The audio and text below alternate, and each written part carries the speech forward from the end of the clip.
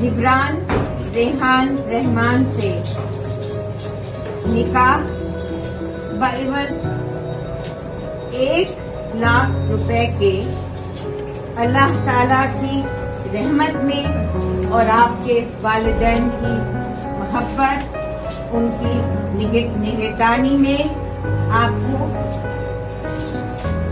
جبران ریحان رحمان سے نکاح قبول ہے۔ اور ایک انتہائی سینسٹیو ایشو لے کر آپ سب لوگوں کی خدمت میں حاضر ہوئے ہیں۔ کیا عورت بھی عورت کا نکاح پڑھا سکتی ہے؟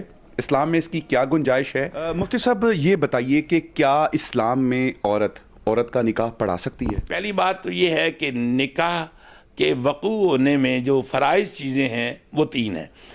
نکاح جس عورت سے ہو رہا ہے وہ عاقل ہے، بالغ ہے۔ جو لڑکا نکاح کر رہا ہے کیا وہ بھی عاقل و بالغ ہے؟ 1 نمبر 2 کیا ہر جانبین دونوں مسلمان ہیں؟ نمبر 3 جب وہ آپس میں ایگریمنٹ کر رہے ہیں تو وہاں کوئی گواہیاں بھی موجود ہیں، شہادتیں موجود ہیں۔ یہ 3 فرائض بنتے ہیں بنیادی طور پر، جن کے بغیر نکاح نہیں کہلائے گا۔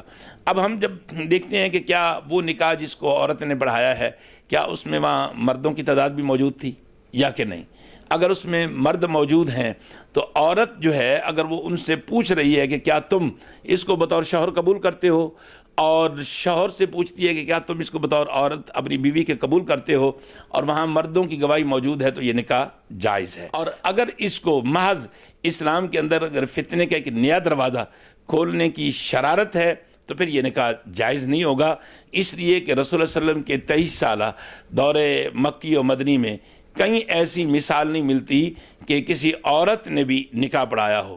حضرت سیدنا صدیق اکبر رضی اللہ عنہ پورا دور حکومت آپ پڑھ لیجئے، فاروق اعظم رضی اللہ تعالیٰ عنہ کا دور حکومت پورا پڑھ لیجئے، سیدنا عثمان ذو النورین داماد رسول کا پورا دور پڑھ لیجئے، اور وارث علم نبوت جناب علی المرتضیٰ شیر خدا کرم اللہ تعالی وجہ الکریم جو شہر علم نبوت کا دروازہ ہے، ان کا دور حکومت بھی دیکھ لیجئے۔ ان ادوار میں کوئی ایک واقعہ نہیں ملتا کہ کسی عورت نے نکاح پڑھایا ہو اور اس نکاح میں کوئی مرد بھی موجود نہ ہو، شہادتیں بھی موجود نہ ہو۔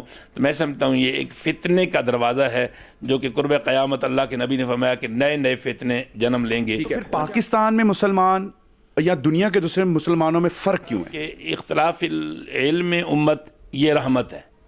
علم کے اندر علماء کا اختلاف ہونا اور پھر اس پہ بحث و تمیز ہونا اور پھر نئی راہیں نکلنا، اسی کو اجتہاد کہتے ہیں۔ اگر یہ دین میں فتنہ ڈالنے کے لیے نہیں ہے تو یہ نکاح جائز ہے۔